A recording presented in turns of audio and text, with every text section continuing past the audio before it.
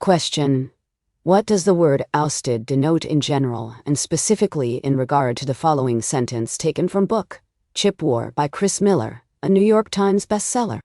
Quote, "However, most of the GCA's problem were homegrown, driven by unreliable equipment and bad customer service. Greenberg, GCA's CEO, could never figure out how to fix the company. Up to the day he was ousted, he didn't realize just how many of his company's problems were internal."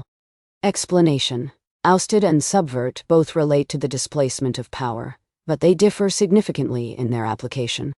Ousted means to remove someone from a position of power or authority, often forcefully or suddenly. It focuses on the act of expelling someone from their role, as in the CEO was ousted after failing to meet the company's targets. Subvert, on the other hand, means to undermine or overthrow an established authority, system, or institution, often through covert or destabilizing actions.